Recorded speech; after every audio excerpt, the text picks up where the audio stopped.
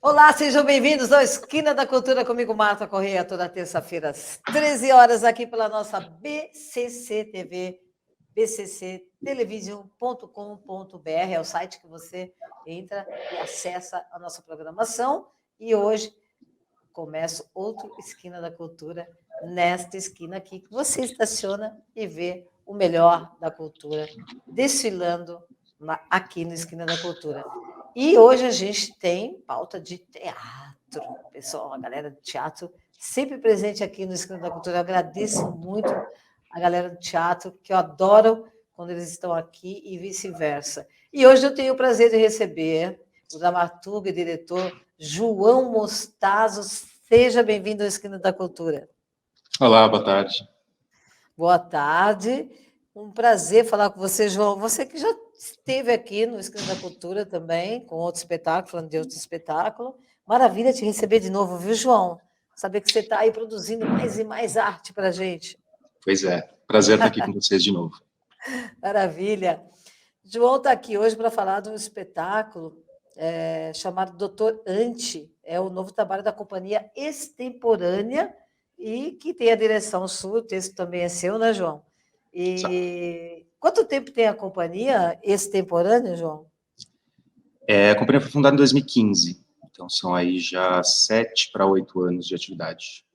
Olha que bacana. Você foi um dos fundadores?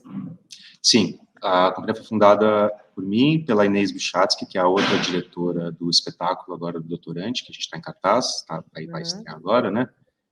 E de lá para cá foram 4 espetáculos já com texto original, mais 2 espetáculos com textos criados junto com os atores, enfim, ao todo são aí 6, 7 espetáculos já nesses últimos anos. Que bacana. E vocês também estão sendo contemplados através de leis de incentivo ou não?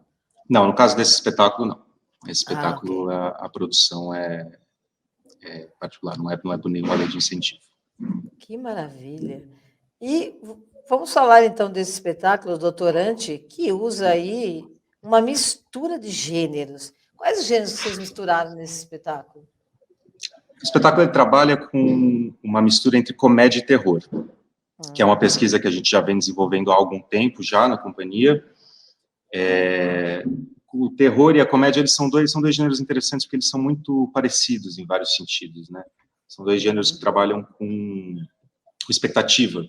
Você tem a expectativa do susto, você tem a expectativa do riso, e essa estrutura em suspensão, em que o público está sempre esperando acontecer alguma coisa, ela é a mesma, ou muito parecida, entre a comédia e o terror, né? Então, transitar de uma para outra é mais fácil do que parece, né? Muitas vezes, né? A gente acha que são 2 coisas totalmente opostas, mas nem sempre. E a gente transita entre as 2. Então, a peça tem um clima de suspense, de mistério, mas é uma comédia. Que bacana isso. E a peça trata, né, de um assunto que, claro, está mais do que interessante para todos nós, que são as tensões que atravessam a sociedade de hoje, em especial o problema do negacionismo, né? Vocês estão trazendo aí todo esse problema da política do Brasil? Sim, o espetáculo ele é uma espécie de tentativa de elaboração um pouco desse caos político, discursivo, social que a gente um pouco se meteu nos últimos anos, né? E um dos elementos desse caldo um pouco caótico que a gente está vivendo é a questão do discurso anticientífico, do discurso negacionista, né, que a gente viu as consequências disso durante a pandemia, né, tá vendo até agora. Sim. E então a peça ela traz para dentro a gente traz para dentro do espetáculo esse discurso, né, esse discurso que tem uma espécie de roupagem científica, mas no fundo é um discurso anticientífico. Então isso na historinha da peça, na narrativa, isso está construído de uma maneira que a gente tem um personagem, que é esse doutor, que é o personagem título do espetáculo, e ele está numa situação de um jantar e ele está apresentando para os outros convidados uma ciência que ele inventou. Ele inventou uma ciência nova. E aí, aos poucos, você vai vendo que a ciência dele é uma ciência totalmente sem pé nem cabeça. Mas a maneira como ele apresenta isso é uma maneira que muitas vezes parece um discurso de autoridade, sendo que, na verdade, é um discurso sem qualquer tipo de rigor, né, científico. Ok. A gente também está trabalhando isso. Baseado no senso comum. É. Que interessante isso. E vocês vão contando essas tensões, né, políticas, desde 2013 até agora, 2022, é isso?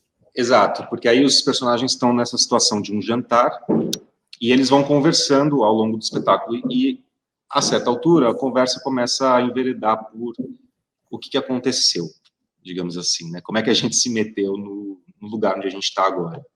E eles os personagens vão recobrando eventos do passado político recente brasileiro, né? Então, as manifestações de junho de 2013, o impeachment da presidenta Dilma Rousseff, a ascensão da extrema-direita, quer dizer, toda essa história mais ou menos dos últimos 10 anos da política nacional, vai voltando para esses personagens, mas é como se eles não lembrassem muito também, volta um pouco aos pedaços, tem uma espécie de dificuldade de constituição de memória, né, que é uma coisa bastante, infelizmente, bastante comum, né, no Brasil, a nossa dificuldade de construir memória política, né, parece que a gente vai esquecendo as coisas que acabaram de acontecer.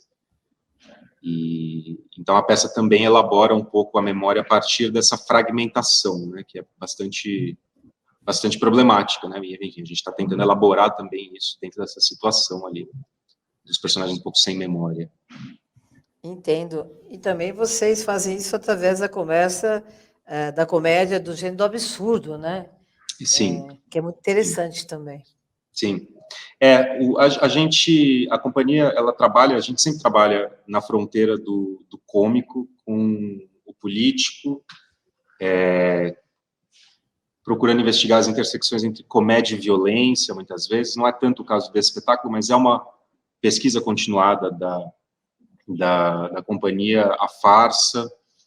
Então, todas essas coisas que, aparentemente, elas são muito diferentes entre si, né? Se pensar a comédia e a violência, que uma coisa tem a ver com a outra, porque a violência não é engraçado, e de fato não é, mas se você parar para pensar na história do teatro cômico, na história da comédia, da literatura cômica, da farsa, ou mesmo se você pegar o desenho animado, por exemplo, né, sempre super violento, então são coisas que são muito próximas, né, e a gente parte do pressuposto sempre de que, diante de uma situação terrível, de uma situação como a que a gente está vivendo no Brasil nos últimos anos, de ascensão da violência, de tensionamento das relações sociais, né, de uma sociedade cada vez mais dividida e violenta, a gente parte do princípio de que a comédia é o gênero mais honesto para tratar disso, porque é um gênero que não permite redenção, né? Na tragédia, o personagem se redime, né? Ele passa por uma provação ali, mas no final, por mais que ele se dê mal, você tem uma espécie de moldura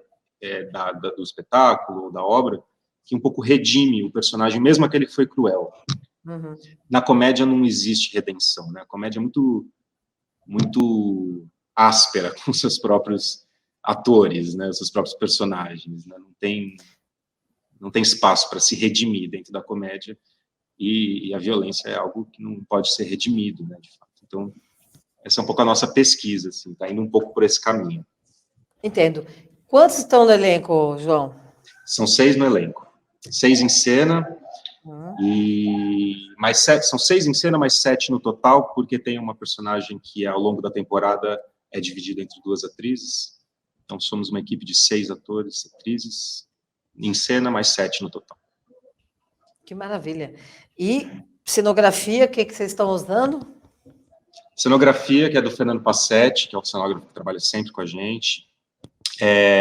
A cenografia é uma sala de jantar, então a gente tem uma mesa, posta uma salada, a salada está sendo servida, toda a história da peça se passa antes do prato principal, digamos assim, né? Enquanto eles estão comendo a entrada, estão comendo a salada. Então, a cenografia, o que o pessoal vai encontrar é uma sala de uma casa de classe média alta, Certo. com a mesa posta para a salada, uma salada vistosa e bonita, e um bar ali do ladinho, e eles ficam bebendo ao longo da peça, a festa vai avançando, vai acontecendo, as relações ali vão ficando cada vez mais tensas, e o final aí precisa assistir para saber. Não dá spoiler, não. E, assim, existe uma suspeita dos personagens que essa salada esteja envenenada. Sim, exatamente. A certa altura, um certo mal-estar começa a se instalar nessa situação, e uma das hipóteses levantadas é que a salada esteja envenenada. Então, eles passam ali a suspeitar disso, acusar uns aos outros, alguns acham que sim, outros acham que não, e aí a coisa vai andando por aí. Que bacana isso, né? Contar isso tudo através desse gênero da comédia, e a comédia do absurdo também, é sensacional, porque torna esse tema, que é um tema pesado, né, João? Essas tensões que nós todos passamos com essa classe política do nosso país, desta forma, né? Seria interessante os políticos assistirem, né? Você não acha? Seria super interessante. Seria muito interessante. Estão convidados, né, João? Talvez estão super convidados. Talvez até para eles se verem um pouco ali o reflexo do país em que nós todos construímos, estamos construindo, e eles muito, né? Estão construindo também. Já que a gente está falando sobre a construção desse país, né? Vamos falar da cultura. Você acha que essa transição do governo vai ser melhor para a cultura do país? Ou você acha que vai melhorar um pouquinho só? Enfim. Tende a ser melhor, porque pior é muito difícil, né? Então, realmente, qualquer coisa, a mudança agora, a transição de governo, tende a ser melhor em todos os sentidos da vida humana, não só da cultura, né? Mas eu acho que não dá para a gente só esperar que aconteçam as coisas. Eu acho que o novo governo vem aí e cabe a nós da cultura, e isso vale para todas as áreas, pressionar o novo governo para direcioná-lo no sentido que a gente deseja. Né? Então, e também, João, repensar a Lei Rouanet, né? Porque a Lei Rouanet também, a meu ver, foi usada muito erradamente nos governos anteriores, né? Sim. Que usado para artistas que já tinham um nome, que não necessitavam tanto dessa parte financeira para fazer seus espetáculos. Espero que a Lei Rouanet seja revista e pense realmente nos artistas que precisam do fomento financeiro para que possa os seus projetos andarem e trazer para a gente coisas excelentes que não chegavam, né, João? Pois é.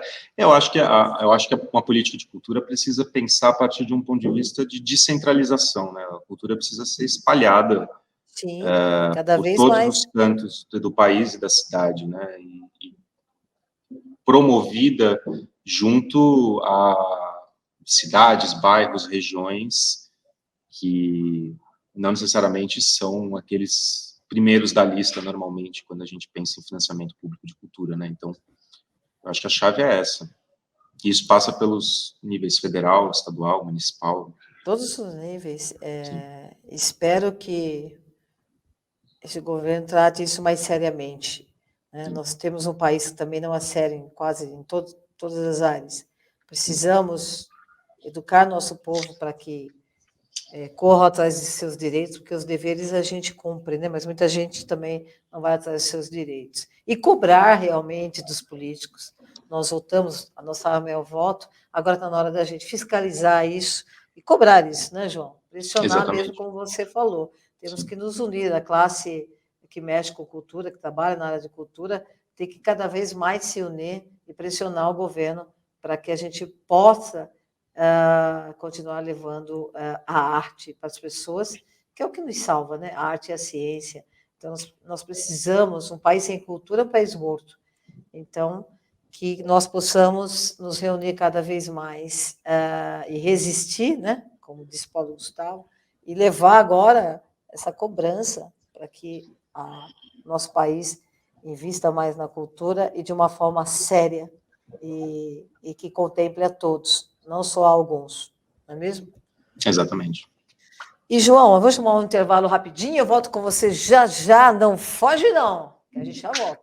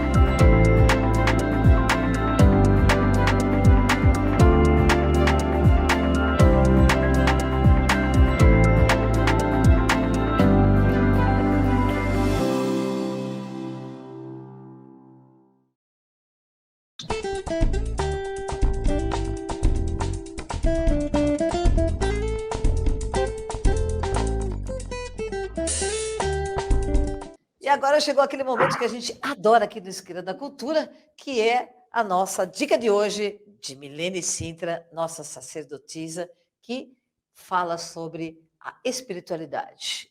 Espiritualidade em foco agora no Esquina. Eu sou Milene Sintra, uma sacerdotisa transformando vidas, e no Espiritualidade em Foco de hoje, eu quero falar sobre o poder da arte.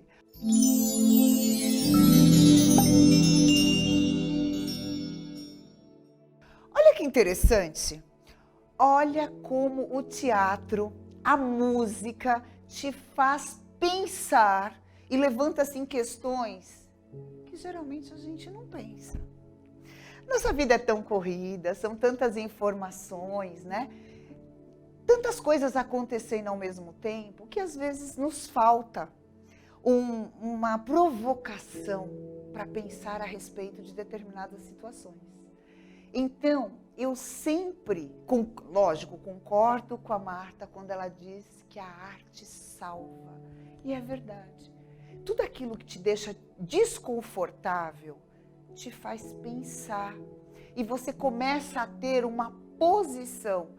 Você não precisa ter imediatamente uma opinião, mas você começa a mensurar, você começa a analisar. E isso te faz mais preparada para as questões da tua vida. Então, fica uma dica hoje. Procure, vá ao teatro, escute músicas diferentes, mude o teu repertório, acrescente informações à tua vida, porque você precisa estar pronta para o novo. Quando você é muito rígida numa ideia, numa opinião, você quebra diante das mudanças da vida, porque a vida é isso. Você sempre estará diante do novo.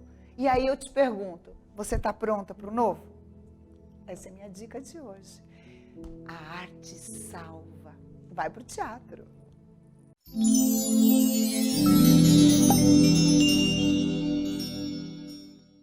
Estamos de volta com o Esquina da Cultura, hoje com essa pauta legal, super bacana de teatro, com o espetáculo Doutorante, com esse dramaturgo diretor, que já está virando sócio do Esquina da Cultura, o João Mostazo, que é de uma inteligência e de uma lucidez. João, você é um jovem e tem essa lucidez toda. É muito gostoso conversar contigo, viu? Obrigado. É um prazer também conversar com você.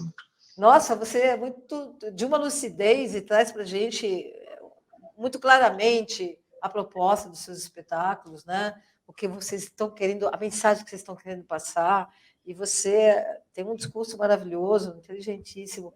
Parabéns pelo seu trabalho.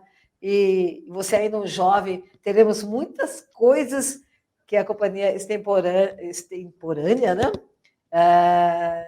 E com a direção e a dramaturgia do João. João, você também é ator? Não, Deus me livre, não sou. Não, eu não tenho. O negócio não é palco, João. Não, meu negócio é coxia, é bastidor. Eu não tenho nem... Eu brinco, se deixarem eu entrar em cena, eles cancelam a temporada no dia seguinte. Não posso. Mas, em compensação, é um excelente diretor, um excelente dramaturgo e um ser humano, como eu disse, muito lúcido do seu tempo, e fala do seu tempo, e também é capaz de falar de outros tempos e de futuros tempos. Olha que bacana isso, né? Através dessa linguagem tão maravilhosa que é o teatro. João, vocês vão estrear quando? O espetáculo já estreou, vai estrear? O espetáculo estreia dia 12 de novembro, que é um sábado, no Teatro do Sesc Ipiranga, em São Paulo, e fica em cartaz até 11 de dezembro. Então, do 12 do 11 ao 11 do 12, sexta, sábados e domingos. Sexta, sábados e domingos, horários? Sexta e sábado às 9, domingos às 6, e tem uma apresentação no dia 15 de novembro, que é o feriado. Okay. Tem uma apresentação terça-feira, dia 15 de novembro, às 18 horas também. Também estou com os valores aqui, que R$40 a inteira, 20 meia entrada, e R$12 a credencial plena. Explica para mim o que é credencial plena, que isso eu não sei. Credencial plena é quem tem a carteirinha do Sesc. Do Sesc. Eu imaginei, mas vamos explicar, né? João, vou pedir para a produção mostrar umas fotos para a gente do espetáculo. Vamos ver. Daí a primeira foto, João, você disse que são 6 no elenco, né? Temos são aí 6. 3 atores já, tomando aí o seu drink. Digamos que isso aí tá mais para o final da festa. Ah, tá. Beleza. Essa maquiagem também tá legal, né? Esses daí são os personagens, o Hernani Sanches. Na foto anterior estava a Regina Maria Remencius, Letícia Calvosa e o Felipe Carvalho. Nessa foto está o Hernani Sanches e a Mariana Marinho. O Hernani que faz o doutor, a Mariana faz a Bárbara, que é a assistente do doutor. Ah, que legal. Essa? A Mariana de novo, fazendo a Bárbara com as bandeirinhas do Brasil caindo. Esse aí é o Hernani Sanches de novo, o nosso doutor, fumando um cachimbo. É esse o Hernani? Não, o Hernani era o anterior. Tá, esse é o Maurício, o Mal Machado, que faz o César. O César é o personagem que é o filho da anfitriã. Olha que bacana isso. Tem mais foto?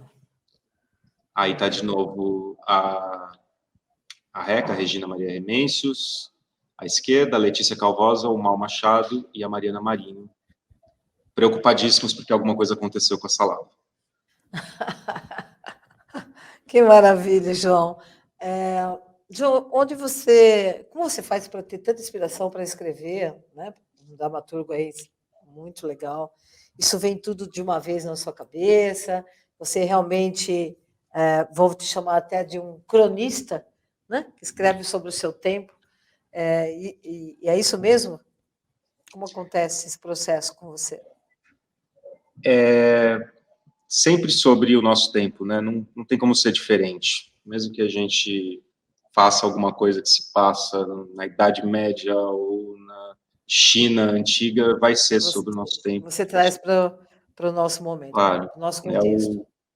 Quando eu estou escrevendo, é o hoje, né? Então, sempre vai ser sobre hoje. Mas, em geral, eu gosto de instalar mesmo os espetáculos no presente e encenar o que eu estou vendo, né? Encenar a sociedade que eu estou vendo, a sociedade onde eu estou vivendo, e as tensões, as incertezas e os problemas, na verdade, né? Eu acho que o teatro tem essa função de ele diverte, ele entretém. Eu sempre digo assim, a gente está fazendo, né? Quando a pessoa vem ver o nosso espetáculo, está vindo no sábado à noite, está saindo de casa, está vindo ver o espetáculo. Então, para o público é um programa, é um rolê. Então, tem que ser divertido. Eu sempre acho que o teatro tem que ser divertido, porque é um programa que as pessoas fazem. Mas ele também tem que fazer pensar, e isso passa por apontar os problemas também. Então, o nosso teatro é um teatro que tenta botar o dedo em algumas feridas, tomar algumas... não tomar algumas coisas como naturais, né? Como normais. A violência que a gente está vendo na nossa sociedade hoje em dia não é normal, não pode ser naturalizada. Claro que não. E o teatro, uma das funções do teatro é apontar para isso, mesmo numa chave divertida de uma comédia.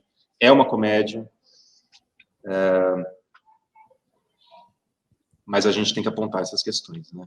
Claro. E normalmente as coisas vêm muito de repente para mim. Dificilmente eu sento e falo, vou fazer uma peça sobre isso. Vou sentar hoje, vou escrever.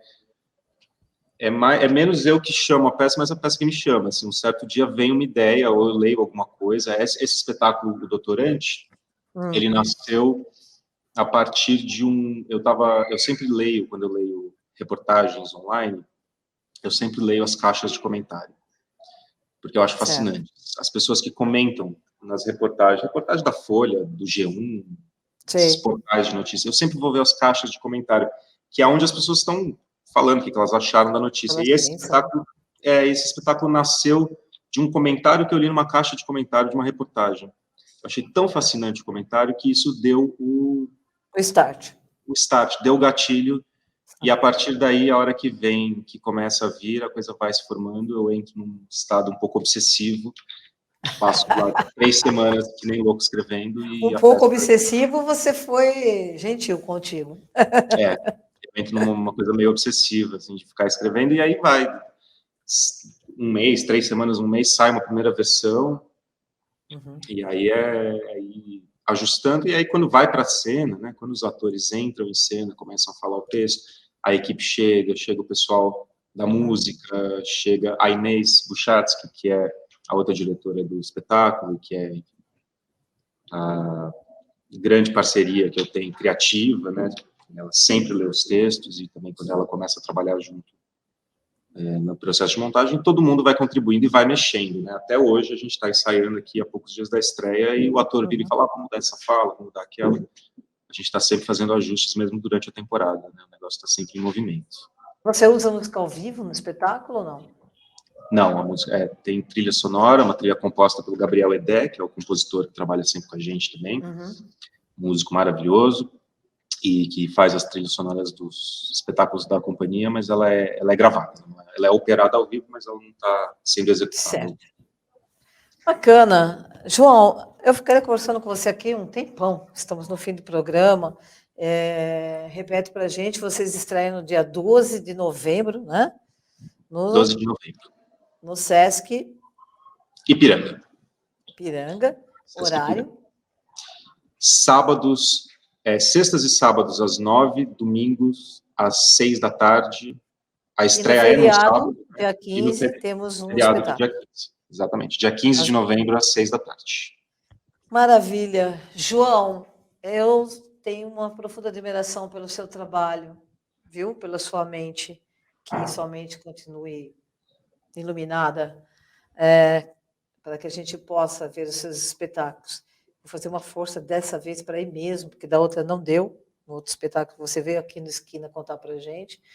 Você tem as portas abertas do programa assim que você desejar, e, por favor, venha.